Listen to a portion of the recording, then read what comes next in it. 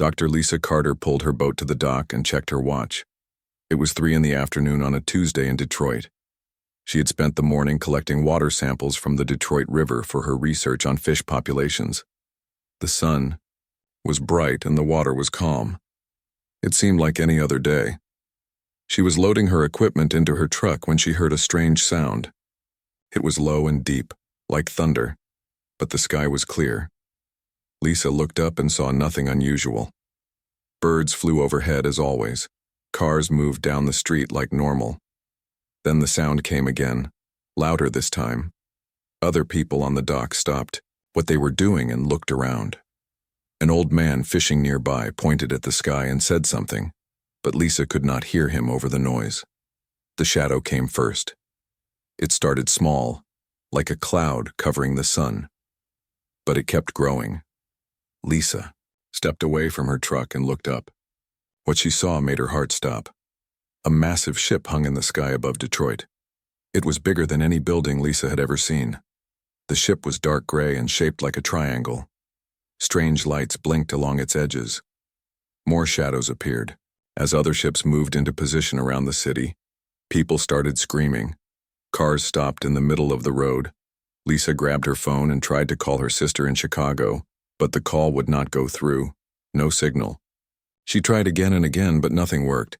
Commander Jake Morrison was at the National Guard base when the emergency alert came in. He ran to the communications room where soldiers were gathered around computer screens. The reports made no sense. Giant ships over Detroit, all communications cut off. Military radar showing objects that should not exist. Jake had served in 3 tours overseas. He had seen combat and knew how to handle crisis situations, but nothing had prepared him for this. He ordered his unit to move toward the city center, but they were stopped 5 miles out by something invisible. The barrier looked like heat waves rising from hot pavement, but it was solid. Jake watched one of his soldiers throw a rock at it. The rock bounced back like it had hit a wall. Cars that tried to drive through it were pushed backward. People on foot could not get past it either. Inside the barrier, things were getting worse. The alien ships had moved lower, hovering just above the tallest buildings. Beams of blue light shot down from the ships and swept across the streets like searchlights. Danny Walsh was working in his auto repair shop when the first beam hit his building. The light passed through the walls like they were made of glass. When it touched Danny, he felt a strange tingling sensation, like electricity running through his body. Then everything went dark. When Danny woke up, he was lying on a metal floor. The room was white and curved, nothing like any building he had ever seen. Other people were with him, all looking confused and scared. They were all from Detroit. Danny recognized some faces from his neighborhood. Above them, through what looked like a window in the ceiling, Danny could see more people floating in beams of light. They were being lifted up from the city and brought into the ships. Thousands of them. Men, women, children, old people, babies. No one was left behind. The aliens moved among the captured humans like farmers checking cattle. They were tall, maybe 7 feet, with gray skin and long, thin arms. Their heads were large with big black eyes. They wore tight-fitting suits and carried devices that beeped and flashed. Danny tried to speak to one of the aliens, but it ignored him completely. The creature was scanning people with its device, marking some kind of code on each person. When it finished with one group, the humans were moved to another part of the ship. Outside, Jake Morrison watched helplessly as the harvest continued. The alien ships worked in sections covering every part of Detroit methodically. The blue beams swept through schools, hospitals, offices, homes, and stores. Everywhere people lived or worked, the beams found them. Some people tried to hide. They locked themselves in basements or bathroom stalls.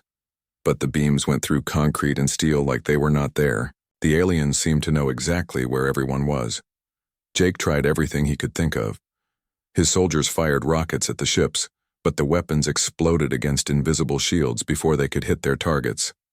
Fighter jets from nearby, Air Force bases arrived, but their missiles had the same result. Nothing could touch the alien ships. By the second day, the aliens had collected most of Detroit's population. The ships were full of people, and the city below was becoming empty. Streets that had been full of cars and people were now silent. Traffic lights still worked, but there was no traffic to control. Danny managed to escape from the holding area by crawling through what looked like a ventilation shaft. He found himself in a lower part of the ship where the aliens did not seem to go often. Through small windows, he could see the city getting smaller as the ship prepared to leave. He also saw something that made his blood run cold. This was not the first time these aliens had done this. The ship was full of creatures from other worlds. Some looked almost human, others were completely different. All of them were kept in the same kind of holding areas. On the third day, the harvest ended. The alien ships had taken 2.8 million people from Detroit and the surrounding areas. The massive vessels slowly rose higher into the sky, their engines making that same deep thunder sound that had started it all. Jake Morrison stood at the barrier and watched the ships disappear. As soon as they were gone, the invisible wall vanished too. He and his soldiers rushed into the city, but they found exactly what they expected: empty buildings, abandoned cars, and complete silence. In Washington, emergency meetings were already starting. The president had been briefed on what happened in Detroit. Military leaders were trying to understand how an entire city could be emptied in 3 days by ships that seemed impossible to fight. But Danny Walsh was still alive, hiding in the underground tunnels of Detroit with a camera and a mission. He had seen the aliens up close. He had been on their ship, and he knew they would be back. The question was not if, but when, and next time, humanity needed to be ready. 6 months after Detroit disappeared, Dr. Amy Rodriguez stared at computer screens filled with numbers that should not exist. She worked at Los Alamos National Laboratory in New Mexico, where America's smartest scientists studied the impossible. B. Electromagnetic readings from the alien ships broke every rule of physics Amy had learned in 20 years of research. The energy patterns showed the aliens were using something beyond human understanding. But Amy was not the type to give up. She believed every mystery had an answer. Amy worked 18 hours every day, drinking too much coffee and sleeping at her desk. Her team of physicists and engineers filled whiteboards with equations and theories. They tested ideas that seemed crazy, because normal science had failed to explain what happened to Detroit. The breakthrough came on a cold Tuesday morning. Amy was studying the energy signatures for the 1,000th time when she noticed something strange. The alien technology had small gaps in it, tiny moments where the energy flow was not perfect. She called her assistant over. "Look at this," she said, pointing at a series of spikes on her screen. Every time the alien ships used their harvest beams, there were these little disruptions, like something was fighting back. Her assistant, a young man named Kevin, looked confused. Fighting back? But the people were helpless. They could not resist the beams. Amy shook her head. Not physically fighting back. Something else. Something the aliens did not expect. Meanwhile, Captain Ben Hayes was leading his Navy SEAL team through the empty streets of Detroit. His mission was simple but dangerous. Find out what the aliens had left behind. Ben's team included 4 specialists. Maria Santos was their tech expert, able to hack any computer or electronic device. Tony Mitchell handled explosives and knew how to break things quietly. Pete Johnson was their medic and also their best shot. Karen White was their communications specialist and spoke several languages. They had been searching Detroit for 3 days when Maria's equipment started beeping. She held up a small scanner that detected unusual energy sources. "I'm getting readings from everywhere," she whispered into her radio. Whatever the aliens did here, they left traces all over the city. The team followed Maria's scanner to an office building downtown. Inside, they found something that made them all stop and stare. The walls, floors, and ceiling were covered with tiny metallic spots, each one smaller than a pinhead. Under Maria's scanner, the spots glowed bright green. "Nanoprobes," Maria said quietly. "Microscopic machines. Thousands of them in every room." Ben felt a chill run down his spine. "What do they do?" Maria connected her laptop to one of the probes using a special adapter. Data flowed across her screen in patterns she had never seen before. "They're watching us," she said. These things are recording everything that happens in this city and sending the information somewhere far away. But Maria was good at her job. Very good. She managed to copy some of the alien code before the probe could shut down. When she showed the code to her team, they realized they were looking at something incredible. The aliens were using quantum communication that worked faster than light. Across the country, software engineer Chris Johnson was working on the copied alien code in a secret facility in California. Chris had been a hacker since he was 12 years old. He could break into any computer system, and now he was trying to break into alien technology. The code was unlike anything Chris had ever seen.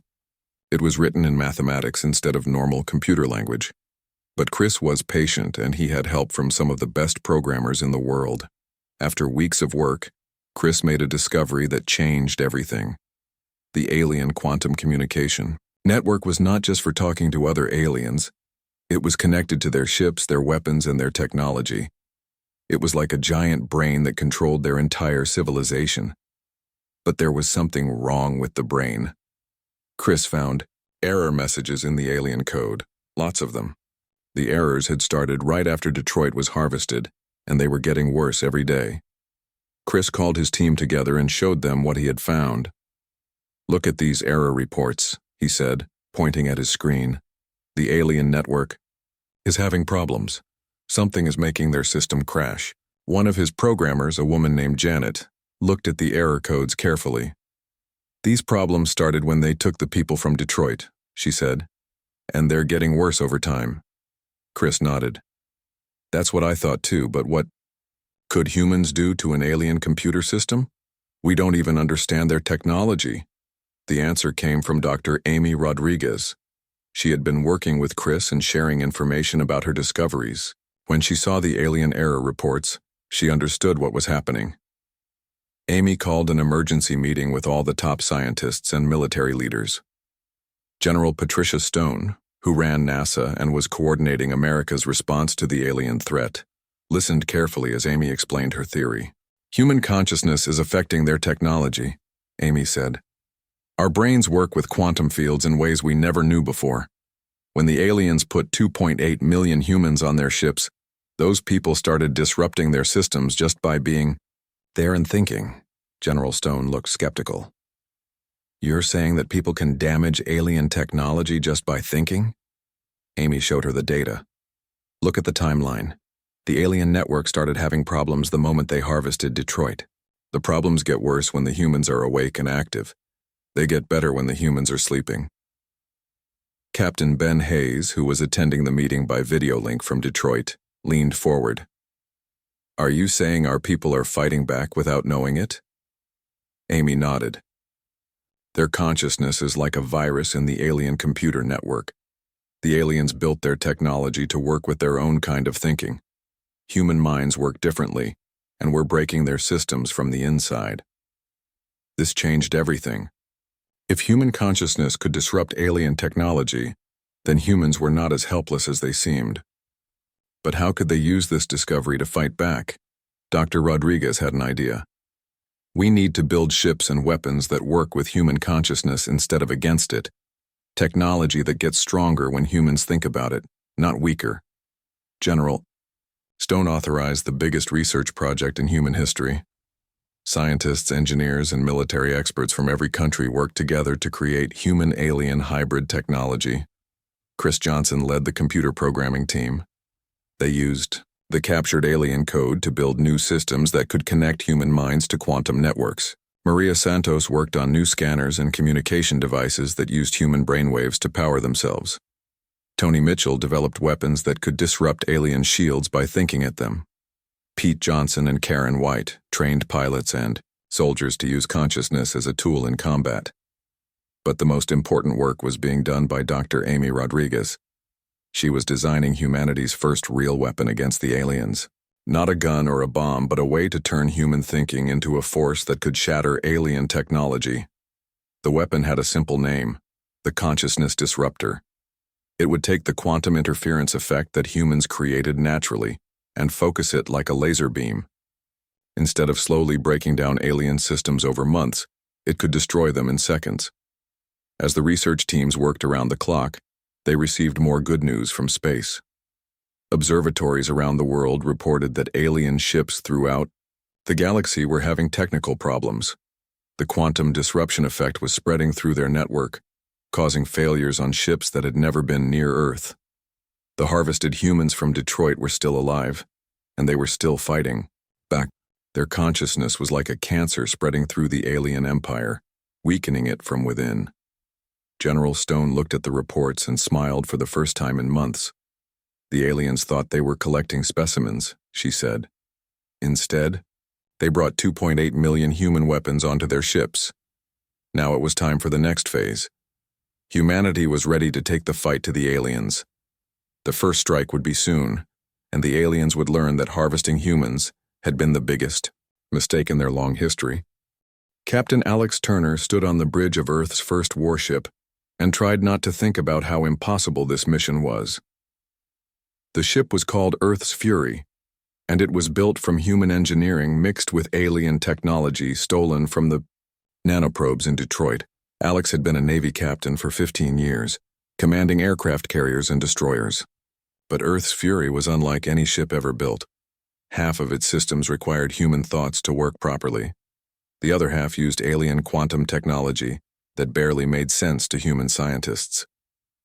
His crew of 200 people had trained for 6 months to use consciousness-based weapons and controls. They learned to think in specific patterns that could disrupt alien shields and navigation systems. It was the strangest training any soldier had ever received.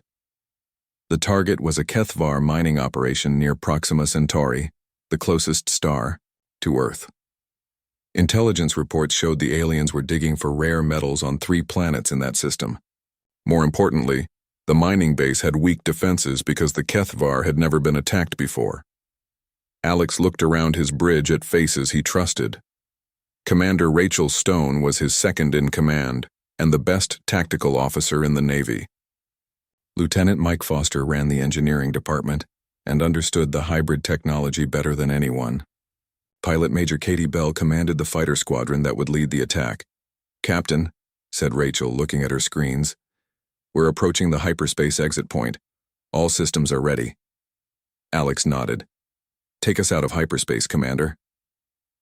The stars changed from streaks of light back to normal points as Earth's Fury dropped into normal space near Proxima Centauri.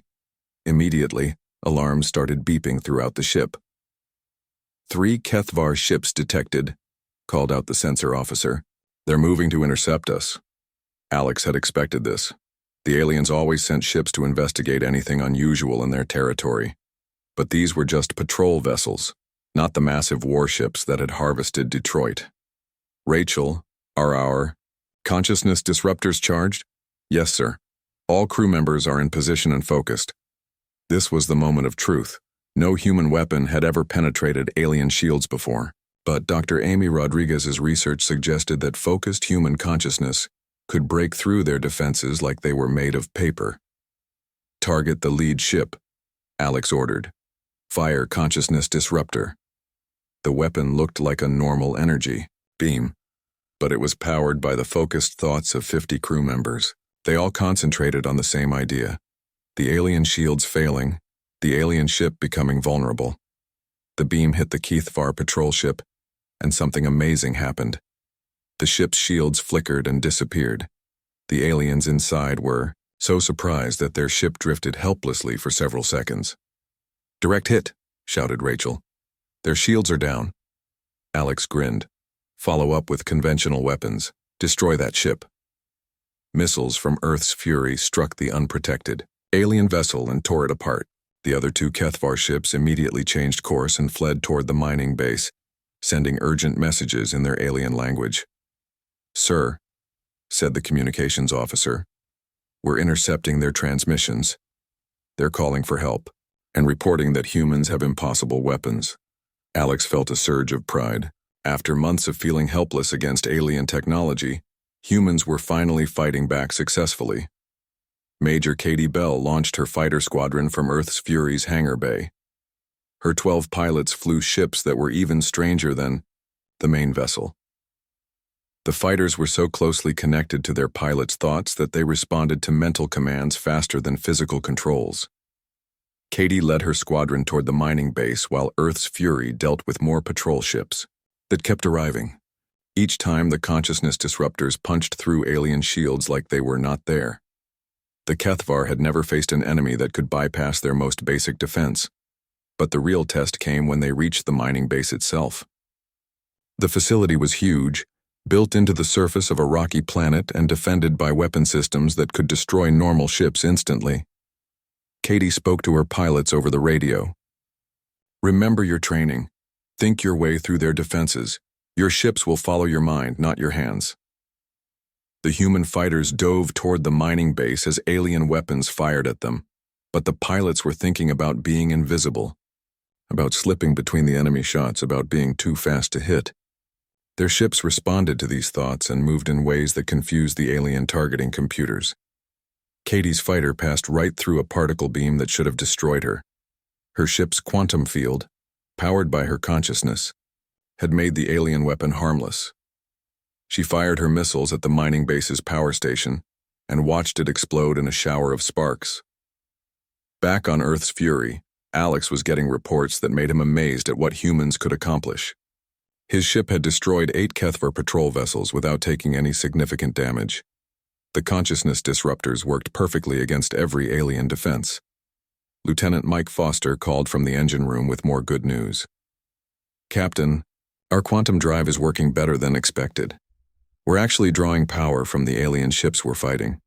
Their energy fields are feeding our weapons." Alex had not expected that. Dr. Rodriguez had theorized that human consciousness could interact with alien technology in unexpected ways, but using enemy ships as power sources was beyond anything they had planned for. The battle at the mining base lasted 3 hours. Katie Bell's fighters destroyed the facility's defenses while Earth's Fury eliminated alien ships that tried to escape. By the end, the entire Kethvar operation was in ruins, but the most important victory was not destroying alien property. It was capturing their intelligence data. Mike Foster led a boarding party to the mining base's computer systems. The aliens had abandoned the facility so quickly that they left their data networks running. Mike connected his consciousness interface devices to the alien computers and began downloading everything. What they found was incredible. The Kethvar Empire controlled hundreds of star systems and had been harvesting species for over 1,000 years. The Detroit operation was just one of many similar attacks. Dozens of civilizations had been completely enslaved or destroyed, but the data also showed something that gave Alex hope. The harvested humans from Detroit were causing massive problems throughout the Kethvar network. Ships were breaking down, communications were failing, and the aliens were struggling to understand why their technology was betraying them. "Captain," said Rachel, studying the captured intelligence, "according to this data, the Kethvar have never faced anything like human consciousness before. They don't understand what's happening to their systems."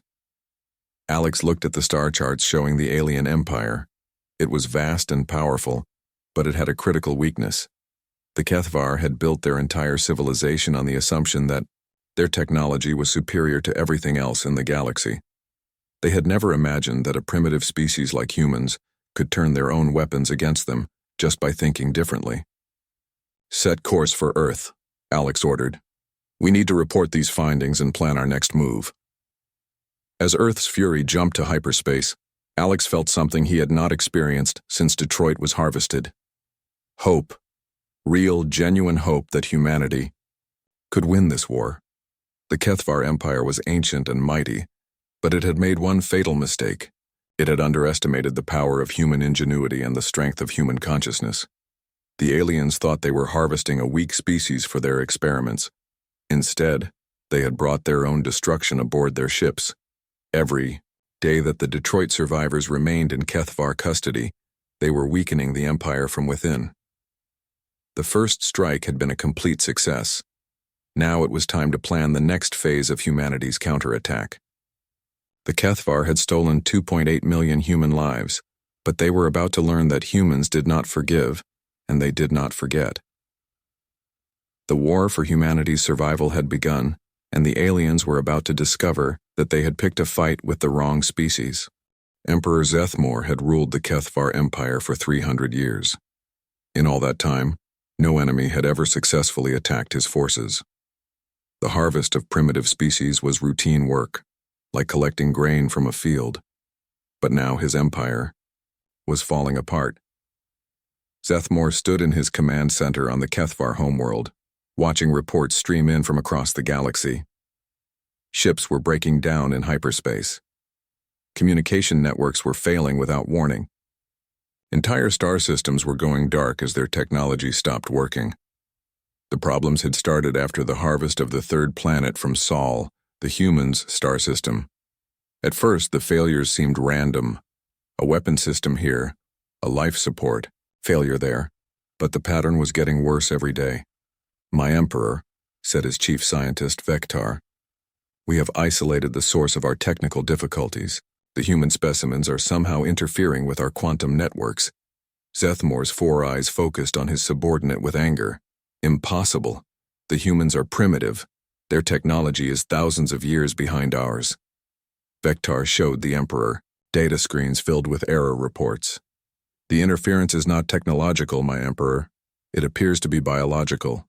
The human brain waves are disrupting our quantum fields in ways we never anticipated." Meanwhile, Colonel Sam Parker was preparing the largest military operation in human history. His mission was called Operation Deep Strike, and it would hit 17 Kethvar worlds at the same time. Sam had been an Army Ranger for 20 years before the Detroit harvest changed everything.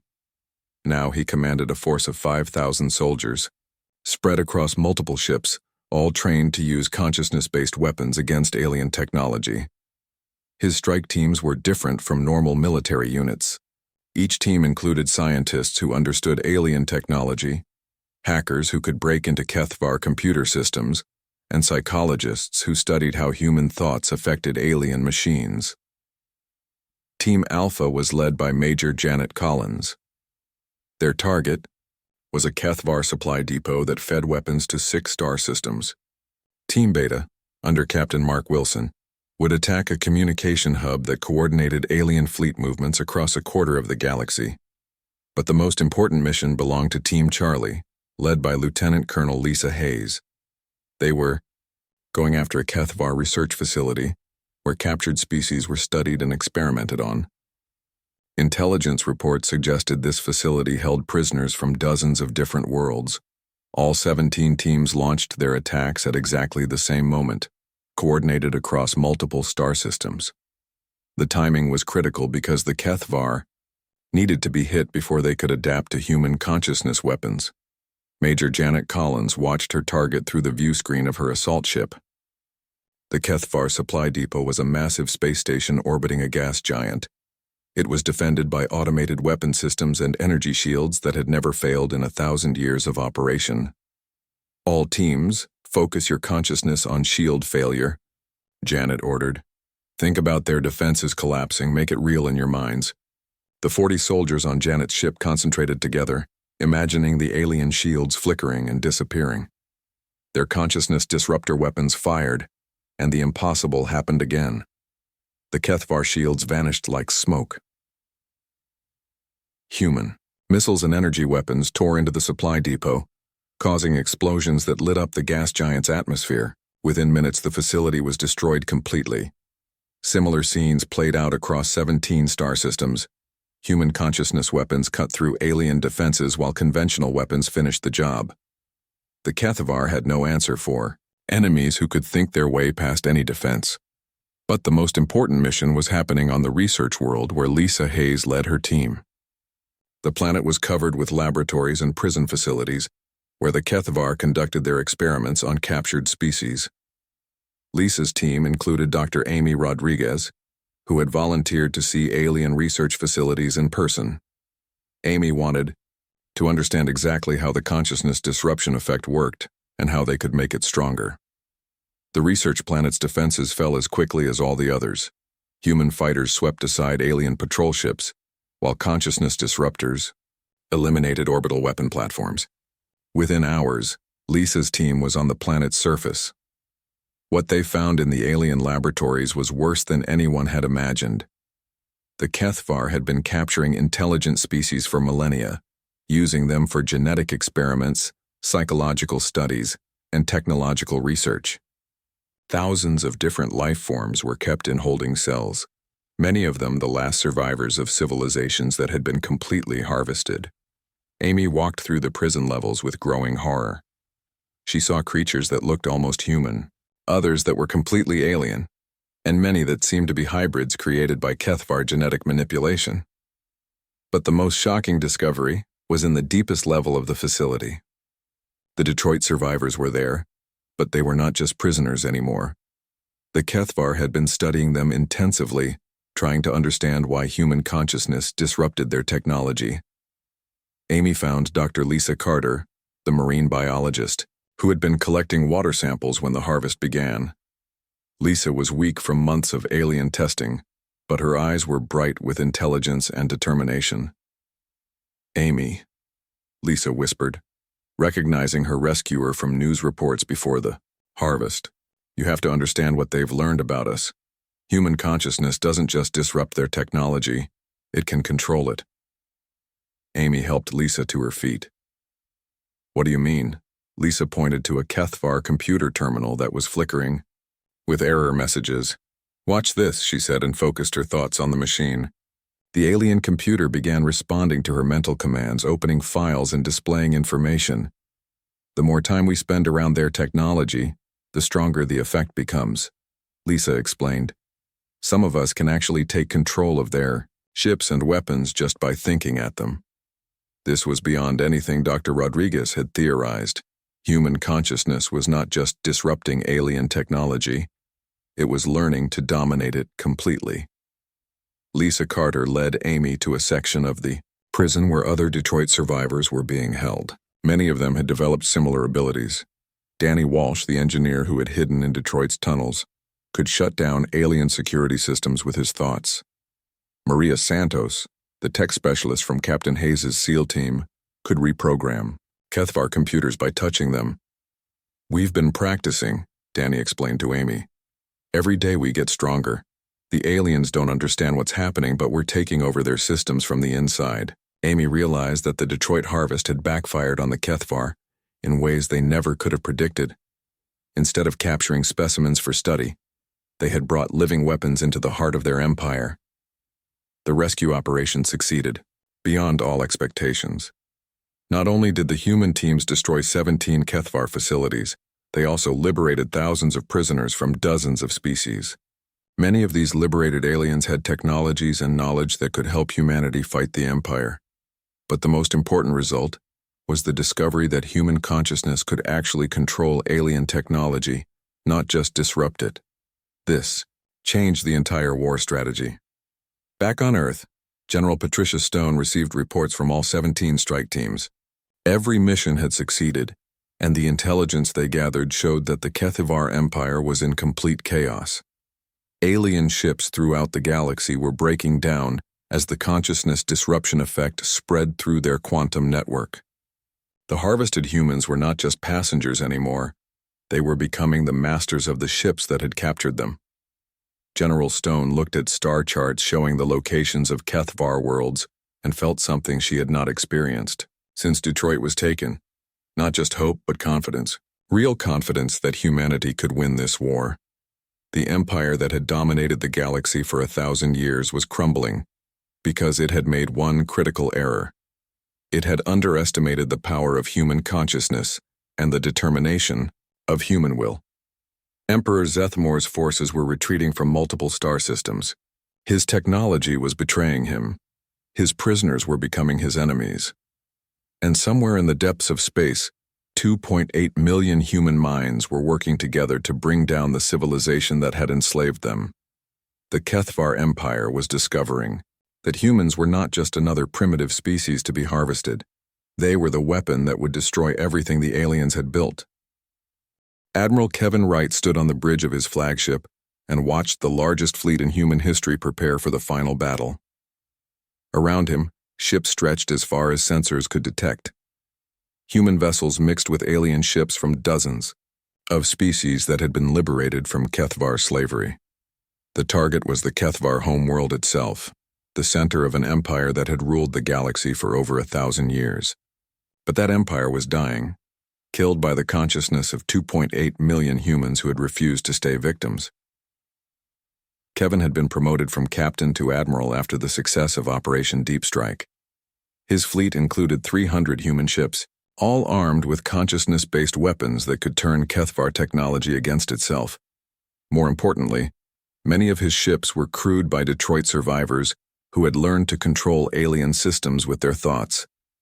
Danny Walsh piloted the lead ship, Detroit's Revenge.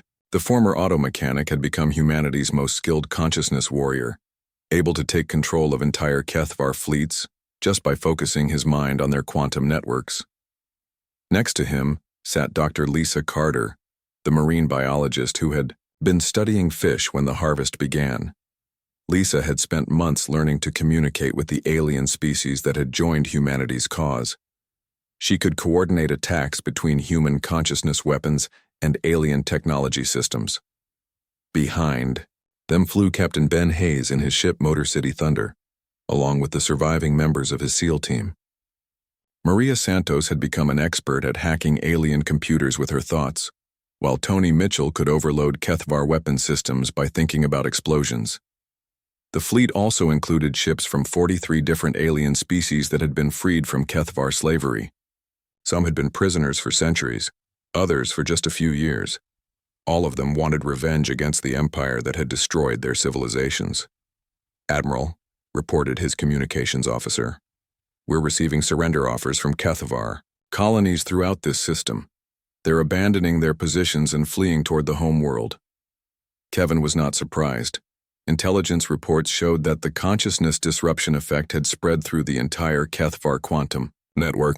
Their ships were breaking down faster than they could be repaired. Their weapons were turning against them. Their computers were obeying human thoughts instead of alien commands. Emperor Zethmore's empire was collapsing from within, eaten away by the minds of the humans he had tried to harvest. The first defense line around the Kethvar homeworld consisted of automated weapon platforms that had protected the planet for centuries. These platforms fired energy beams powerful enough to destroy entire fleets, and they were controlled by quantum computers that supposedly could not be hacked. Danny Walsh looked at the defense platforms through his ship's view screen and smiled. "Watch this," he said to Lisa Carter. Danny focused his consciousness on the nearest weapon platform, imagining himself as its commander. The platform's quantum computer, already weakened by months of disruption from human prisoners, surrendered. Control to Danny's mind immediately. The weapon platform turned its guns on its neighboring platforms and began destroying them. Within minutes, Danny had taken control of the entire defense network and turned it against itself. Similar scenes played out as the human fleet moved deeper into the Kethvar system. Every alien defense that had worked for 1,000 years failed when confronted by human consciousness. Shields disappeared, weapons malfunctioned, and computer systems obeyed human thoughts instead of their original programming. But the real battle began when they reached the Kethvar homeworld itself. The planet was defended by the Empire's most powerful ships commanded by Emperor Zethmore personally. Zethmore had lived for over 500 years and had never experienced defeat. His flagship was the size of a small city, armed with weapons that could crack planets in half. Around him flew a fleet of 10,000 ships, the last loyal forces of his crumbling empire. "Human insects," Zethmore broadcast on all frequencies. "You have used trickery and deception to win small victories. But you face the full power of the Kethvar Empire now. Your primitive minds cannot comprehend our true strength." Admiral Wright responded calmly. "Your empire is already dead, Zethmore. Your own technology obeys us now. Your prisoners have become your masters. Surrender and we'll allow your people to live." Zethmore's response was to open fire with every weapon his fleet possessed. Energy beams that could melt asteroids and missiles that could destroy moons streaked toward the human fleet. But the Detroit survivors were ready. Danny Walsh, Lisa Carter, Maria Santos, Tony Mitchell, and thousands of other consciousness warriors focused their minds on the incoming weapons. They thought about the alien missiles turning around, about the energy beams reflecting back at their sources, about the Kethvar weapons obeying human commands instead of alien ones. The impossible happened on a massive scale. Alien missiles changed course and struck Kethvar ships. Energy beams reflected off human shields and tore through alien hulls. Weapon systems throughout Zethmor's fleet began firing on each other as human consciousness took control of their targeting computers. Within an hour, half of the Kethvar fleet had been destroyed by their own weapons. The remaining ships were in chaos as their computer systems stopped responding to alien commands and began obeying human thoughts instead. Emperor Zethmor watched his fleet destroy itself and finally understood what his scientists had been trying to tell him. Human consciousness was not just disrupting Kethvar technology, it was conquering it completely. My Emperor, his chief scientist Vectar reported, "Our quantum networks are completely compromised. The human minds have learned to dominate our systems at the deepest level. We cannot fight an enemy that controls our own weapons." Zethmor realized that his empire's greatest strength had become its greatest weakness. The quantum network that connected every Kethvar ship and planet had been turned into a weapon against them by human consciousness. Danny Walsh, sitting in his pilot's seat aboard Detroit's Revenge, felt the moment when the alien emperor's personal flagship came under his control. The ship's massive weapon systems responded to his thoughts instead of Zethmor's commands. "This is for Detroit," Danny whispered, and turned the Emperor's own guns on the remaining Kethvar fleet. The battle ended when Emperor Zethmor's flagship began broadcasting surrender messages in dozens of languages. The Emperor himself appeared on screen, his four eyes filled with the shock of absolute defeat. "I surrender," Zethmor said in broken English. "The Kethvar Empire yields to human consciousness. We cannot fight enemies who turn our own technology against us." But Admiral Wright was not interested in accepting surrender from a war criminal who had enslaved entire civilizations. The liberated alien species that had joined humanity's fleet demanded justice for centuries of oppression. "The Kethvar Empire is dissolved," Wright announced on all frequencies. "All enslaved species are free. All harvested beings will be returned to their homeworlds.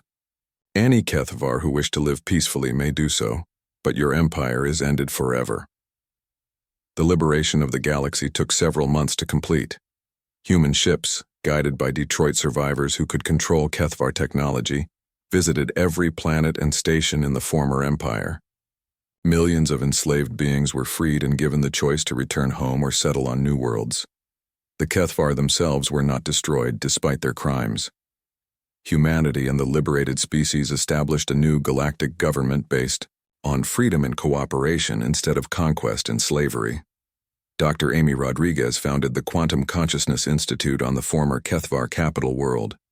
Her mission was to study the interaction between consciousness and quantum technology, ensuring that no species could ever again be enslaved through technological superiority.